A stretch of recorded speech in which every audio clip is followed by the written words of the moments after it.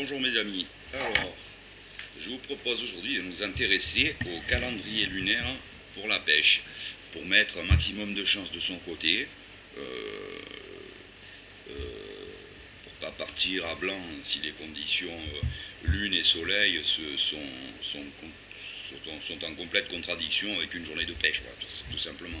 Il y a des conditions lune-soleil qui sont très mauvaises. Lune-soleil, lune pour la lune, vous savez tous que l'influence de la lune sur le poisson. Et pour le soleil, je ne parle pas qu'il fasse beau ou gris.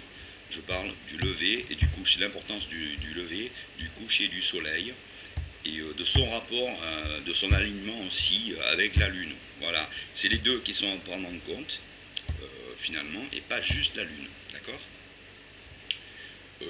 Pour ça, il y a des calendriers lunaires spécial pêche qui existent. Et s'il n'y a pas de vérité absolue, en tout cas, ça permet de maximiser au moins les chances, de ne pas aller quand c'est les conditions. Par exemple, le jour de la pleine lune, c'est totalement déconseillé d'aller à la pêche.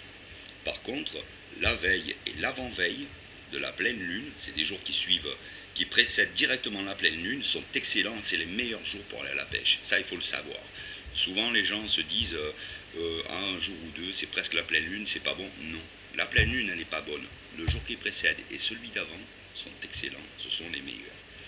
Alors, moi, j'ai découvert ça récemment, pour tout vous dire, parce que c'est vrai qu'on cherche peut-être à quand on a l'expérience après, on se dit, on sait que tel jour va être catastrophique, donc on essaye de cumuler un maximum d'informations favorables pour y aller, et le calendrier lunaire pour la pêche, c'est le premier, hein, on va dire. Après, il y a des conditions qui feront que un jour à fort potentiel lunaire pour le poisson va pas être top. Je vous donne un exemple. Par exemple, ici, là où je suis dans le Midi, sur nos côtes, quand on a le Mistral qui souffle, c'est un vent qui vient du nord, qui souffle de la terre vers la mer. Donc ce vent-là va pousser la chaîne alimentaire vers le large. Vers le large, enfin jusqu'à infini, quoi. Hein. Donc le poisson, il va peut-être rester grégaire au bord, machin, pas sortir, tout ça, parce qu'il n'y a rien à manger ce jour-là. Et on va faire chou blanc. Par contre, un vent de sud, tous les vents de sud viennent de la mer. Donc, ils vont pousser la chaîne alimentaire vers la côte. Vous voyez, je suis dans le sud, hein, je vous le rappelle.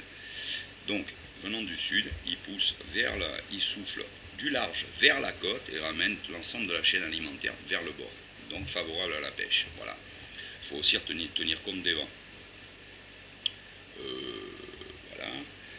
Mais alors, pour mettre un maximum de chance de notre côté, je vous propose ce que j'ai téléchargé moi sur internet. Je vous mets les 3 liens sous la vidéo. Hein. N'oubliez pas de cliquer et d'aller télécharger, imprimez-vous aussi. Voilà. Les 3 feuilles qu'il nous faudra pour suivre les jours au top. Ça, c'est un récapitulatif sans date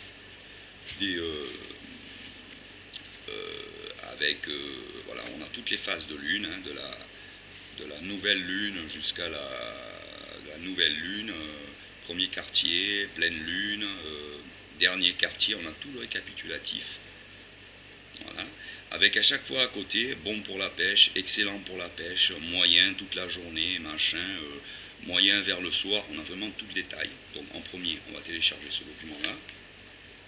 En seconde partie, on a le calendrier mois par mois et année. Voilà. Là, j'ai téléchargé le mois d'août 2015 avec les icônes. Vous voyez, on a les jours précis, la date. On a 3 poissons quand c'est excellent, 1 poisson quand ça va être moins que moyen, 2 poissons si c'est moyen, et 1 croix si c'est nul, tout simplement.